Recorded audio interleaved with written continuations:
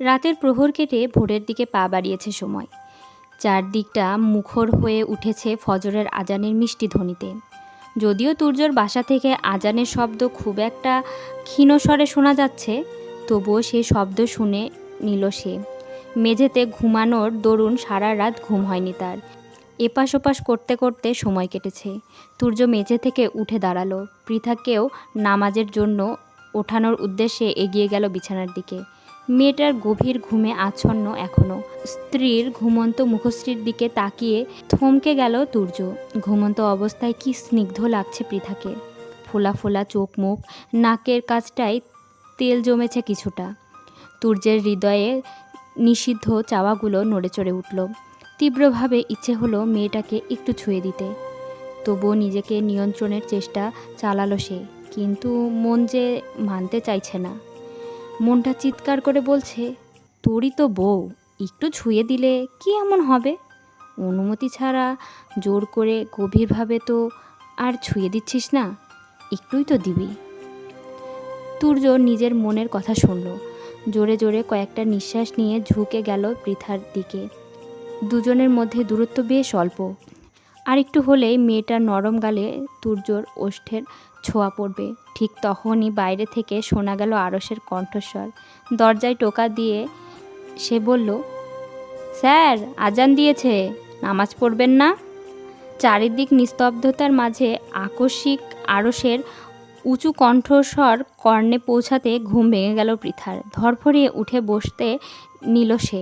ফলস্বরূপ মেয়েটার মাথার সাথে আঘাত লাগলো তুর্যের নাকের। বেচারা কণ্ঠে আহমূলক ব্যথাতুর ধ্বনি তুলে ছিটকে পড়ল মেঝেতে। পৃথা আরেক দফায় চমকালো। হঠাৎ ঘুম ভাঙায় মস্তিষ্ক ধরতে পারল না আশেপাশের কিছু। ধরফরিয়ে সে বলল, কি হয়েছে? কোথায় হয়েছে? কে মেরেছে? তুর্য ভরকালো। সাথে সাথে আরসের ওপর ক্রোধ জমল কিছুটা। তবে সে বলল না কিছু। আর যাই হোক, ছেলেটা তাকে নামাজের জন্য ডাকতে এসেছে, এ আদেশ সে নিজেই দিয়েছে। নাকে হাত দিল তুর্য। গলা উঁচিয়ে বলল, উঠেছি আমি, যা তুই। তুর্যের কণ্ঠস্বর শুনে তার দিকে ফিরে তাকালো পৃথা। ভ্রু কুঁচকে বলল, আপনি এই সময় ওখানে বসে আছেন কেন? অপ্রস্তুত হলো তুর্য। আমতা আমতা করে জবাব দিল, নামাজের জন্য তোমাকে ডাকতে এসেছিলাম আর কি। মেঝে থেকে উঠে দাঁড়ালো সে। নাক থেকে হাত সরিয়ে ওয়াশরুমের দিকে যেতে উদ্যত হলো। পৃথা বিস্মিত হলো। লোকটার নাকে লাল লাল ওগুলো কি? রক্ত ঝরছে তার? ব্যথা পেয়েছে কিভাবে? পৃথা অস্থির হলো। তাড়াহুড়ো করে সে নামলো বিছানা থেকে। ছুটে গিয়ে পথ আগলে দাঁড়ালো তুর্যর। ব্যগ্র কণ্ঠে বলল, কি হয়েছে আপনার? নাক থেকে রক্ত ঝরছে তো। পৃথার কথাটা বলার সাথে সাথে তুর্যর নাকে হাত দিল আবার। হাহাকার করে বলল, আল্লাহ, এত রক্ত, আমার নাক বোধহয় আর কাজে লাগবে না, এই গেল। এতটুকু বলে থামলো সে। কাঁদো কাঁদো কণ্ঠে আবার বলল, ওরে ওরে আমার নাক, আমাকে ছেড়ে যাস না তুই, তোকে ছাড়া আমি বাঁচব না, কিছুতেই না।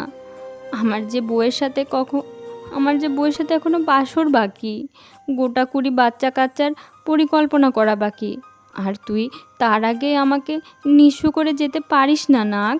পৃথা শুনল সব নাটকীয় কথা। বিরক্ত হলো সে।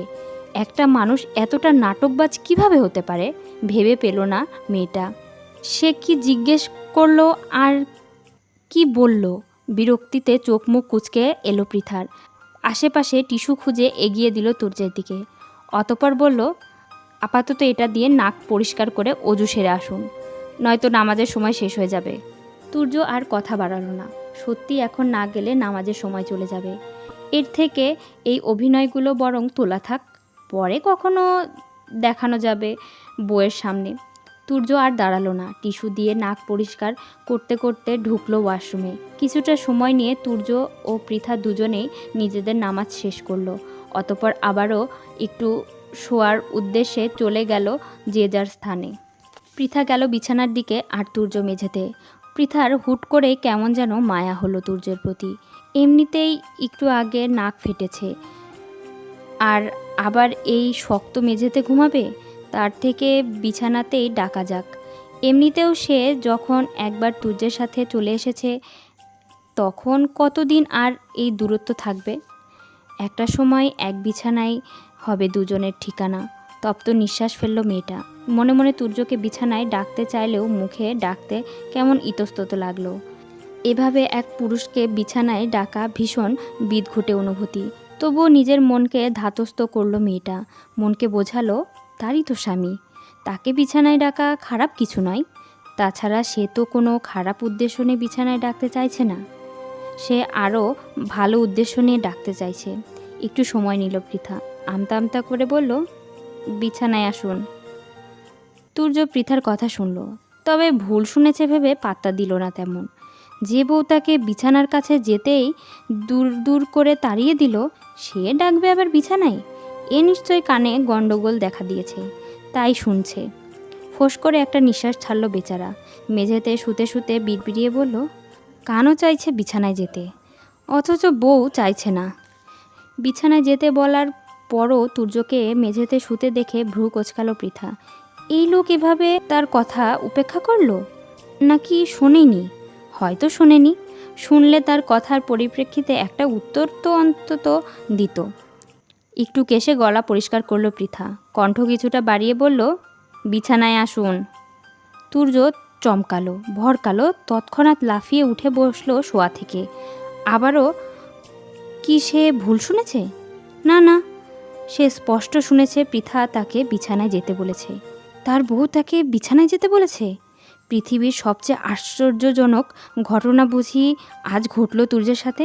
বেচারা গোল গোল চোখে তাকালো পৃথার দিকে। অবিশ্বাস্য কণ্ঠে বলল, কি বললে? আবার বলো তো। মেজাজ বিগড়ালো পৃথার। এক কথা কতবার বলা যায় আর?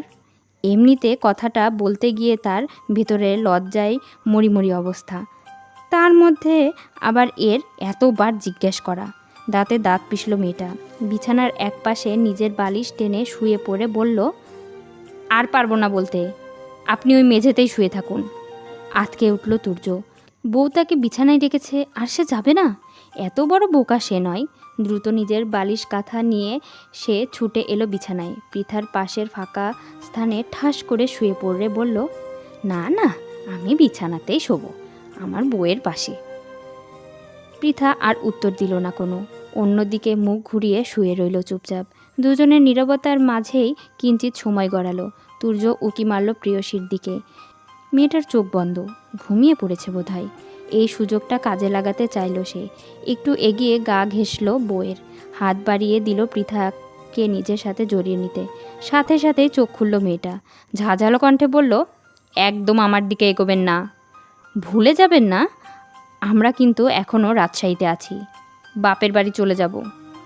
কি সাংঘাতিক হুমকি! তুর্যকে কুপকাত করে দিল এক বাক্যে। যা মেয়ে, তাতে চলে যেতেও পারে, তখন তার কি হবে? কত কষ্ট করে বউকে ও বাড়ি থেকে নিয়ে এসেছে, এখন যদি সেই বউ আবার চলে যায়। তুর্য দূরে সরে গেল মুহূর্তেই। মেকি হেসে বলল, সাপের মতো ফোঁস করে উঠছ কেন? ভুলবশত চলে এসেছিলাম। পর মুহূর্তে নাক মুখ কোচকালো বেচারা। বিড়বিড়িয়ে বলল, বাপটাও রাজাকার আর মেয়েটাও হয়েছে একদম তেমন। সাথে সাথেই তুর্যের হৃদয় চেঁচিয়ে উঠল। তাকে শাসিয়ে বলল, কাকে কি বলছিস বদমাস? তুই রাজাকার, তোর 14 গোষ্ঠী রাজাকার। ঢোক গিলল তুর্য। কি একটা অশান্তি! বউকে নিয়ে কিছু বলাও যায় না, তাতে তার হৃদয় ক্ষেপে ওঠে। তার ভেতর বসবাস, অথচ তরফদারি বউয়ের।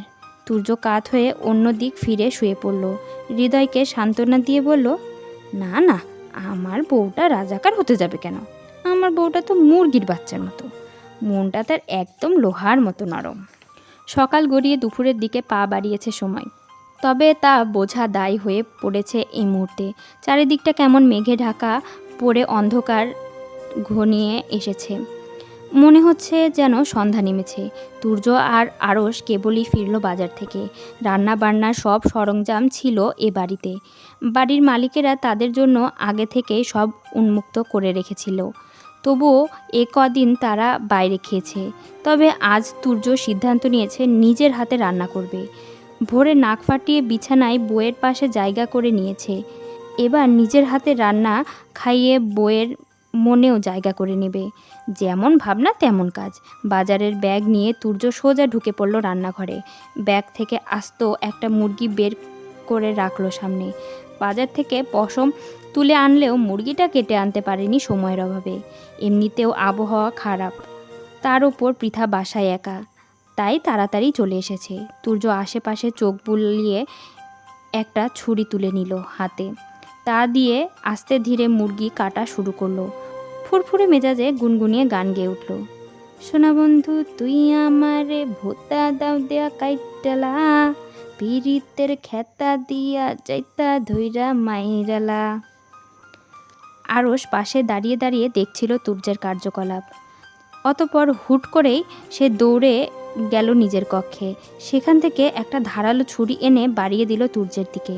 স্বাভাবিক কণ্ঠে বলল, স্যার এটা নিন, এটা দিয়ে আপনার সোনা বন্ধু মুরগিটারে যাইতা ধইরা কাইট্টা ফেলান।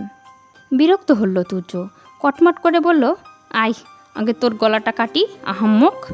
আরশ ভীত হলো, ঢোক দিলে বলল, আমি এখনো বাইরে থেকে এসে হাত মুখ ধুইনি স্যার, শরীরে করোনার জীবাণু থাকতে পারে, আগে গিয়ে হাত মুখ ধুয়ে আসি। কথাটা বলে আর এক মুহূর্তও দাঁড়ালো না আরশ। কোনো মতে কেটে পড়ল বেচারা। তুর্য সেদিকে তীক্ষ্ণ দৃষ্টিতে তাকালো একবার, অতপর আবার নিজের কাজে মনোযোগ হলো। বাইরে জনমানবের আওয়াজ শ্রবণে কক্ষ থেকে বেরিয়ে এলো পৃথা। এগিয়ে গেল রান্নাঘরের দিকে। দেখল তুর্য মুরগি কাটছে বললে ভুল হবে, রীতিমতো যুদ্ধ করছে মুরগিটার সাথে। পৃথা এগিয়ে গিয়ে দাঁড়ালো তুর্যের পাশে। চারদিকে একবার দৃষ্টি বুলিয়ে বলল, আপনি সরুন, আমি দেখছি। তুমি গিয়ে বিশ্রাম নাও তো, আমারও অভ্যাস আছে এসবে, আগে কত রান্না করেছি। তুর্য বেশ ভাব নিয়ে বলল কথাগুলো। পৃথা কথা বাড়ালো না আর, দাঁড়িয়ে দাঁড়িয়ে দেখতে লাগলো তুর্যকে। ঠিক কত আগে আর কত রান্না করেছে সেটা বোঝার চেষ্টা করলো। তুর্য বেশ সময় নিয়ে মুরগি কাটলো।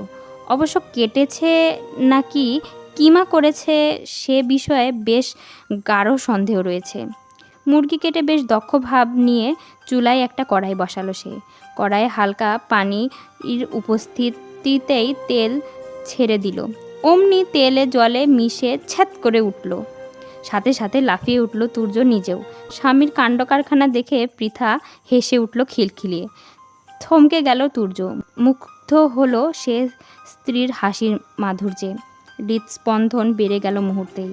বুকে হাত দিল সে, মোহপৃষ্ট কণ্ঠে বলল, ওভাবে হেসো না প্রিয়তমা, আমার হৃদয় যে উথাল পাথাল ঢেউ ওঠে তোমার হাসির মনোমুগ্ধকর আওয়াজে। হাসি থামালো পৃথা। তুর্যের আবেগপ্রবণ কথাটায় অতটা পাত্তা না দিয়ে ওষ্ঠ বাঁকিয়ে বলল, আগে কত রান্না করেও পানির সাথে তেল মিশিয়ে দিলেন। এ পর্যায়ে তুর্য অপ্রস্তুত হলো কিঞ্চিত। বোকা বোকা হেসে বলল, আমি ভেবেছিলাম পানি শুকিয়ে গেছে। ভেঙচি কাটলো মেয়েটা। প্রত্যুত্তরে কিছু না বলে বুকে হাত গুজে দেখতে লাগলো তুর্যের কাণ্ডকারখানা। এবার বেচারা ঢাল হিসাবে হাতে একটা ঢাকনা নিয়েছে, আর তলোয়ার হিসেবে খুন্তি দিয়ে কড়াইয়ে নাড়া দিতে গিয়ে বারবার ফিরে আসছে। আবার যদি ছ্যাত করে ওঠে, সেই ভয়ে খুন্তি কড়াইয়ে দেওয়ার আগেই লাফিয়ে উঠছে। তপ্ত নিঃশ্বাস ফেলল পৃথা। তুর্যের হাত থেকে খুন্তিটা কেড়ে নিয়ে বলল, দূরে সরুন, আমি রান্না করছি। তুর্যও আত্মসমর্পণ করলো। এবার ঢাল তলোয়ার রেখে সরে গেল কিঞ্চিত দূরে। পৃথা একবার সেদিকে তাকিয়ে খুন্তিটা দিল কড়াইয়ে। অমনি ছ্যাত করে উঠল আবারও। খুন্তিতে যে পানি ছিল খেয়াল করেনি মেয়েটা। ফলস্বরূপ তেল ছিটে এসে লাগলো তার হাতে। পৃথা কণ্ঠে ব্যথাতুর ধ্বনি তুলে দু কদম পিছিয়ে গেল সাথে সাথে। তুর্য তৎক্ষণাৎ এগিয়ে গেল স্ত্রীর কাছে। চুলা বন্ধ করে ধরল হাতটা। তড়িঘড়ি করে পানির মধ্যে চুবিয়ে ধরল সে হাত। ধীরে ধীরে ব্যথা প্রশমিত হলো মেয়েটার। শীতল হলো তেলের ছেটা লাগা স্থানটা। পৃথা চোখ তুলে তাকালো তুর্যের দিকে। মলিন কণ্ঠে বলল, পোড়া হাত না হয় পানির সংস্পর্শে নিয়ে শীতলতা দিলেন, কিন্তু আমার হৃদয়ে যে ক্ষত, যে ব্যথা সৃষ্টি করেছেন, তার প্রশমন ঘটাবেন কিভাবে আপনি? দৃষ্টি শীতল হলো তুর্যের। ধীর কণ্ঠে জবাব দিল, চিন্তা করো না, যে ব্যথার কারণ আমি, সে ব্যথা প্রশমনের মলমও আমিই হব। একটু সময় দাও আমাকে, একটু বিশ্বাস রাখো। সন্ধ্যা গড়িয়ে খুব বেশি সময় অতিবাহিত হয়নি। আধারে ঢাকা চারিদিকটা আলোকিত হয়ে উঠেছে সোডিয়ামের কৃত্রিম আলোয়। পৃথাকে নিয়ে তুর্যের গাড়িটা কেবলই এসে থামল তাদের ঢাকার বাড়ির সামনে। সময় ব্যয় না করে গাড়ি থেকে নেমে পড়ল তারা। কত দিন পর আবার এই শহরে আগমন পৃথার। মেয়েটা তাকালো তুর্যের বাড়িটার দিকে। স্মরণে এলো অতীতের কিছু স্মৃতি। এই বাড়িতে শেষ পা রেখেছিল তার বিয়ের সময়। এই বাড়ির লোকগুলো ভীষণ ভালো এবং মিশুক ছিল। তুর্যের একজন চাচাতো বোন ছিল, ইরা, তার সমবয়সী ছিল মেয়েটা। বিয়ের দিন যতটুকু সময় এ বাড়িতে ছিল ততটুকু সময়ে মধ্যেই ইরার সাথে বন্ধুত্বপূর্ণ একটা সম্পর্ক গড়ে উঠেছিল তার। আজ অবশ্য বাড়িটা তেমন নেই। পৃথার দেখা একতলা ভবনের স্থানে আজ বেশ বড়সড় শৌখিন এক ভবন গড়ে উঠেছে। সাথে এলাকারও পরিবর্তন ঘটেছে অনেকটা। চারদিকে বড় বড় বিল্ডিং ইমারতে ভরপুর হয়ে উঠেছে। 5 বছর আগে এই এলাকাটা এতটাও উন্নত ছিল না। চারিদিকটা দেখতে দেখতে পৃথার কিছুটা চিন্তাও হলো। এই বাড়ির লোকগুলো কি এখনও আগের মতোই ভালো, উপকারী এবং মিশুক রয়েছে, নাকি সময়ের সাথে সাথে বদলে গেছে তারাও? সবার সাথে তাল মিলিয়ে থাকতে পারবে তো পৃথা, নাকি আবারও তার জীবনে ধেয়ে আসবে বড় কোনো ঝড়? বাবা ভাইদের মতের বিরুদ্ধে গিয়ে নিজের স্বামীর সাথে চলে তো এলো, কিন্তু সেই স্বামীকে শেষ পর্যন্ত ধরে রাখতে পারবে তো? পৃথার ভাবনার মধ্যেই তার পাশে এসে দাঁড়ালো তুর্য। হাত বাড়িয়ে আলতোভাবে ধরল মেয়েটার এক হাত। কোমল কণ্ঠে বলল, এখানে দাঁড়িয়ে দাঁড়িয়ে কী ভাবছো? ভেতরে চলো, সবাই অপেক্ষা করছে আমাদের জন্য।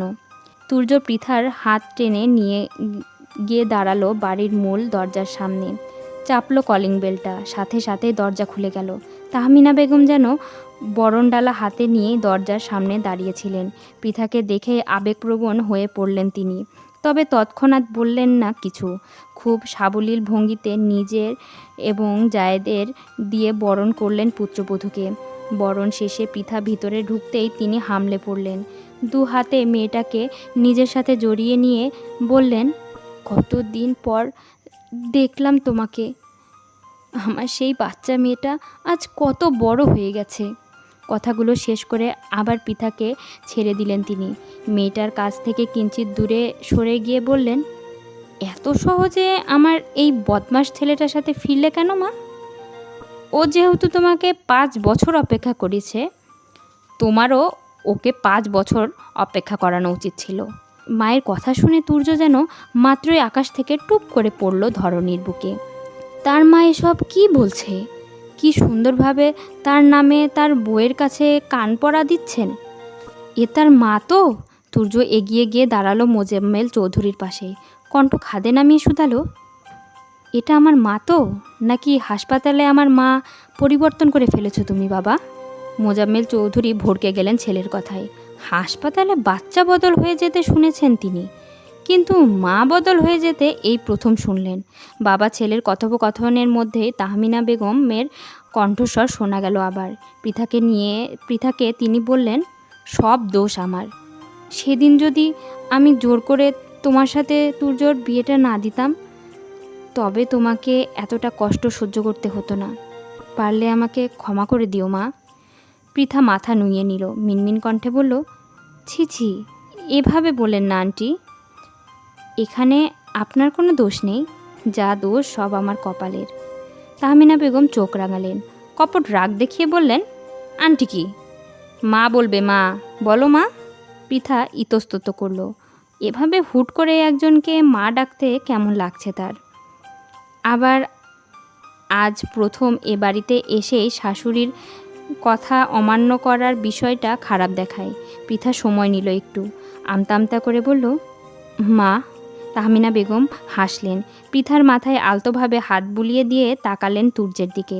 শক্ত কণ্ঠে বললেন, আমার এই অপদার্থ ছেলেটার সাথে কি দেখে ফিরে এলে তুমি?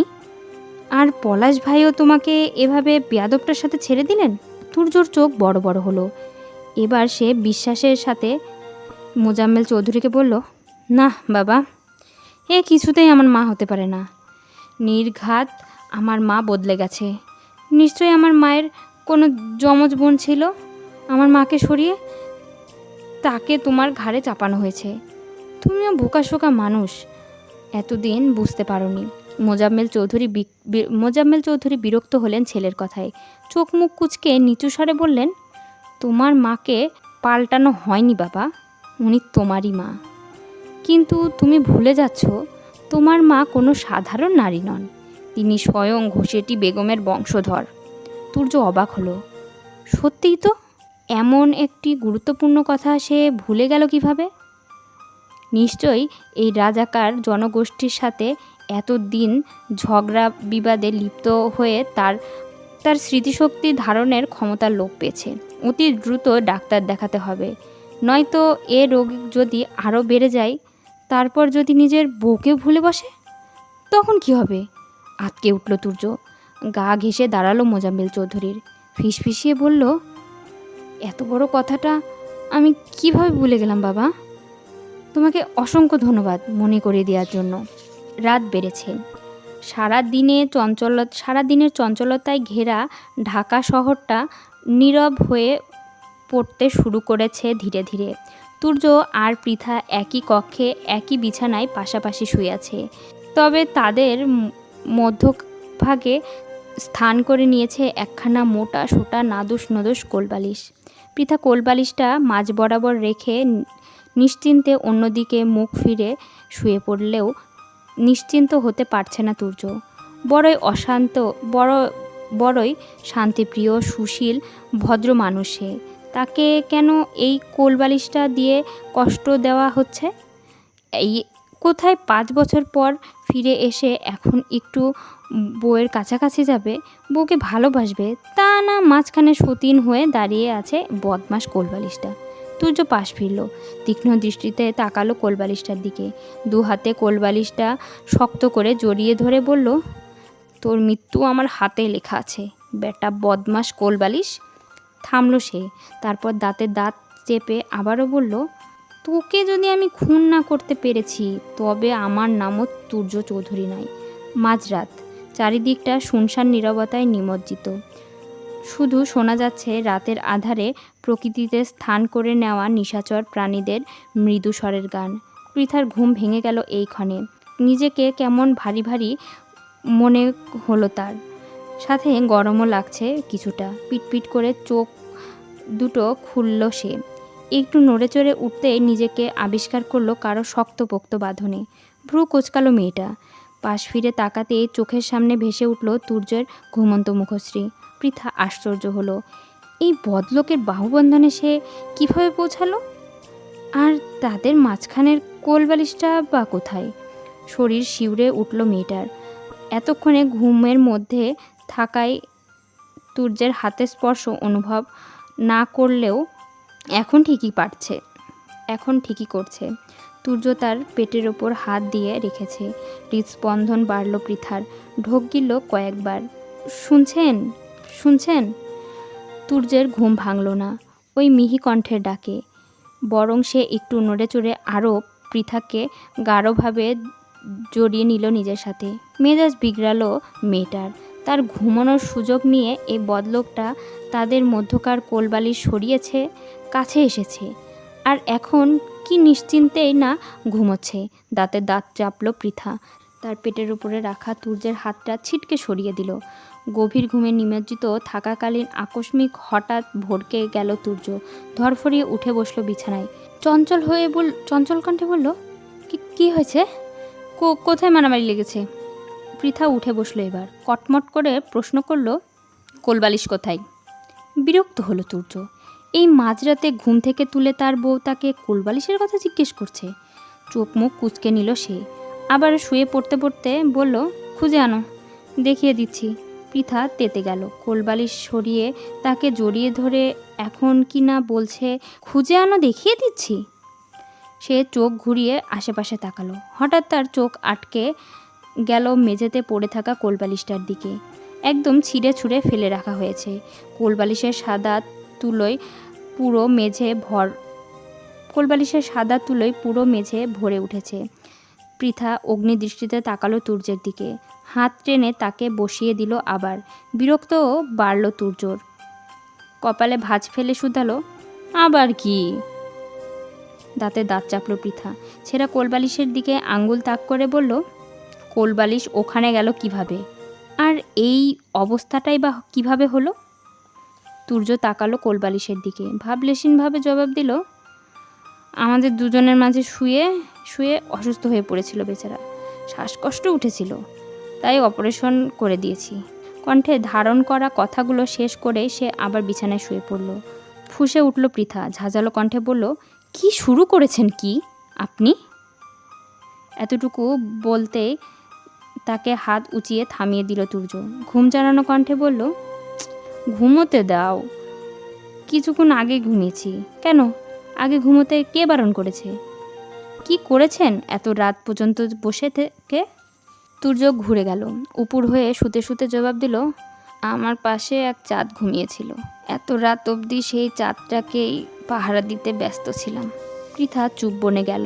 সাথে সাথে তুর্য তাকে চাঁদের সাথে তুলনা করছে। যেমনই হোক, খারাপ, ভালো কিংবা মিথ্যা হোক, প্রিয় মানুষটার ক্ষুদ্র প্রশংসাতেও অপার আনন্দ জাগে হৃদয়ে। পৃথার ক্ষেত্রেও এমনটা ঘটল। মেয়েটার হৃদয় ভরে উঠল উৎফুল্লতায়। নিজের অজান্তে লাজুক হাসল সে। তুর্যের কথার পরিপ্রেক্ষিতে বলার মতো ভাষা খুঁজে পেল না আর। বিছানা ছেড়ে গিয়ে ঢুকলো ওয়াশরুমে। আকাশে উজ্জ্বল সূর্যের ঘনঘাটা। রাতের আধার কাটিয়ে জনজীবন আবারও একটু একটু করে ডুবে যেতে শুরু করেছে ব্যস্ততায়। তুর্য সকাল সকাল ঘুম থেকে উঠে ফ্রেশ হয়ে নিয়েছে। কাজের জন্য বাইরে যেতে হবে একটু। পৃথা উঠেছে আরও আগে। লাগেজ থেকে নিজের কাপড়গুলো বের করে একে একে গুছিয়ে রাখছে আলমারিতে। তুর্য আর চোখে একবার দেখল পৃথাকে, অতপর আলমারি থেকে একটা কালো রঙের শার্ট বের করে নিল। গায়ে জড়িয়ে বোতাম লাগাতে লাগাতে হঠাৎ হাত থেমে গেল তার। মস্তিষ্কে হানা দিল কূটবুদ্ধি। আচ্ছা, এই শার্টের বোতামগুলো থেকে একটা বোতাম যদি সে এখন ছিঁড়ে ফেলে এবং বউয়ের কাছে অনুরোধ করে সেলাই করে লাগিয়ে দেওয়ার জন্য, তাহলে নিশ্চয় বউ না করবে না।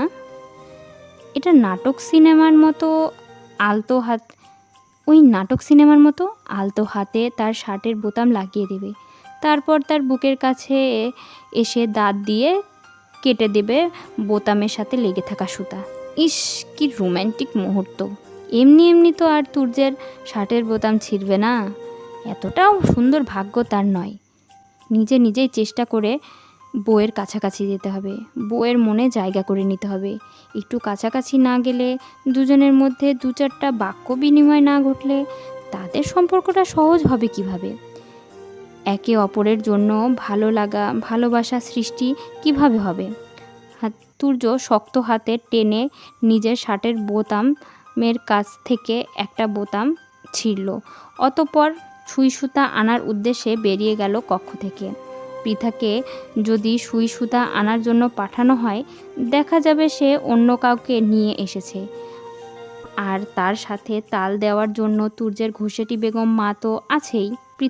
পৃথা সুই সুতা আনতে গেলে না তিনি বলেন, ওই অপদার্থ বেয়াদবটার শার্টের বোতাম তোমার লাগাতে হবে না, আমি লাগিয়ে দিচ্ছি। ব্যাস, পরিকল্পনায় জল।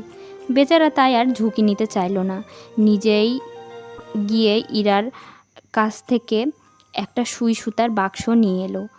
কক্ষে ঢুকে পৃথার দিকে তাকিয়ে বলল, আমার শার্টের বোতামটা একটু লাগিয়ে দেবে বউ, বোতামটা ছিঁড়ে গেছে।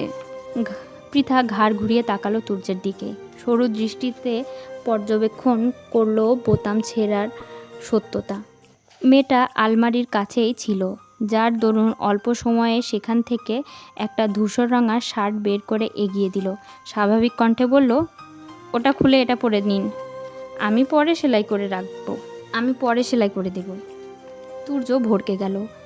এতটা বোকামি সে কিভাবে করলো? সে তো ভুলে গিয়েছিল এই কালো শার্ট ছাড়া তার আরও অনেক শার্ট আছে। এটা নষ্ট হলে পৃথা আরেকটা ধরিয়ে দেবে। তুর্য সময় নিল, আমতা আমতা করে বলল, আমি যেখানে যাচ্ছি সেখানে পোশাক নির্ধারিত, এই কালো শার্টেই যেতে হবে। পৃথার দৃষ্টি তীক্ষ্ণ হলো। তুর্যর কথা তার বিশ্বাস হয়েছে তেমন নয়, তবুও সাহায্যার্থে এগিয়ে এলো। যদি সত্যি কথা হয় তবে স্বামীকে সাহায্য করা তার কর্তব্য। পৃথা তুর্যের হাত থেকে সুই সুতার বাক্সটা নিজের হাতে নিল। শুইয়ে সুতা গেঁথে নিজেকে কিছুটা দূরে রেখেই আস্তে ধীরে শার্টের সাথে সেলাই করে বোতামটা লাগিয়ে দিল। এরপর এলো তুর্যের সেই বহুল প্রতীক্ষিত সময়, অর্থাৎ শার্ট থেকে সুতা কাটার পালা। দাঁত দিয়ে সুতা কাটতে পৃথাকে কাছে যেতে হবে, মাথাটা তার বুকের সাথে মিশিয়ে সুতা কাটতে হবে। কথাগুলো ভেবে মনে মনে হাসল তুর্য। তবে তার এই হাসি টিকল না বেশিক্ষণ। তার পরিকল্পনায় এক বালতি জল ঢেলে ওই সুই সুতার বাক্স থেকে একটা ব্লেড বের করে আনলো পৃথা। তা দিয়ে কেটে দিল শার্টের বোতামে থাকা অতিরিক্ত সুতা। বেচারা তুর্য যেন আকাশ থেকে পড়ল। এটা কি হলো? এই বাক্সে ব্লেড এলো কোত্থেকে? কে করেছে এমন জঘন্য কাজ? এভাবে তার পরিকল্পনা বিফলে দিয়ে দিল। এক ঝটকায় বউটাকে দূরে সরিয়ে দিল। তুর্য তাকালো বুকের কাছে, পৃথা লাগিয়ে দেওয়া বোতামটার দিকে। বিড়বিড়িয়ে বলল, চারদিকে শুধু শত্রু আর শত্রু, নয়তো সুই সুতার বাক্সের চিপায় ব্লেড থাকবে কেন? তুর্যের ভাবনার মধ্যে বিছানায় ফেলে রাখা তার মোবাইলটা বেজে উঠল কর্কশ ধ্বনিতে। নিজের চিন্তা ভাবনার ইতি ঘটিয়ে সে এগিয়ে গেল বিছানার দিকে, হাতে তুলে নিল ফোনটা। স্ক্রিনে দখল করেছে আরশের নাম। তুর্য আর সময় ব্যয় না করে কল ধরল। কানের কাছে মোবাইলটা নিয়ে বলল, হ্যাঁ আরশ বল। আরশ ইতিউতি করল না, ব্যগ্র কণ্ঠে বলল, স্যার শাহিন মির্জার লোকেরা গুলি চালিয়েছে। তুর্য চোখ মুখ শক্ত হলো, ভারী কণ্ঠে বলল, যেখানে যে কটা পাবি তুলে নে, আমি আসছি। কল কাটলো পরক্ষণে। আবারও এগিয়ে গেল পৃথার দিকে, কোমল কণ্ঠে বলল, আমি একটু বাইরে যাচ্ছি, খেয়ে নিও তুমি, আর সাবধানে থাকবে, প্রয়োজন হলে অবশ্যই কল করবে। কথাগুলো বলে তুর্য শার্টের বোতাম লাগাতে লাগাতে পা বাড়ালো দরজার দিকে। তৎক্ষণাৎ তার পিছু ডাকলো পৃথা। চমকে দাঁড়ালো তুর্য, পেছনে ঘুরে শুধালো, কিছু বলবে? পৃথা ইতস্তত করলো, আমতা আমতা করে জবাব দিল, খেয়ে যান, সকালের নাস্তা তো করেননি এখনো। তুর্যের ওষ্ঠ প্রসারিত হলো, হৃদয় উৎফুল্লতায় ভরে উঠল মুহূর্তেই। পৃথা তার খাওয়া না খাওয়া নিয়ে চিন্তা করছে, অর্থাৎ পৃথার মন নরম হতে শুরু করেছে। এই তো তুর্যের সবচেয়ে বড় পাওয়া। সে আর পৃথার কথা উপেক্ষা করে চলে যেতে পারল না। দরজার দিকে পা চালিয়ে বলল, নিচে এসো, একসাথে খাবো, তারপর যাব। খানিক বাদে নিচে পৌঁছালো তুর্য ও পৃথা। এগিয়ে গেল খাবার কক্ষের দিকে, যেখানে আগে থেকেই বাড়ির সকলে উপস্থিত। শুধু উপস্থিত নেই আরশ, কর্মের তাগিদে সে বেরিয়ে গেছে অনেক আগেই। তুর্য আর পৃথা এগিয়ে গিয়ে বসলো দুটো চেয়ার দখল করে। তাহমিনা বেগম তাদের দুজনের দিকে দুটো খাবার ভর্তি থালা এগিয়ে দিলেন।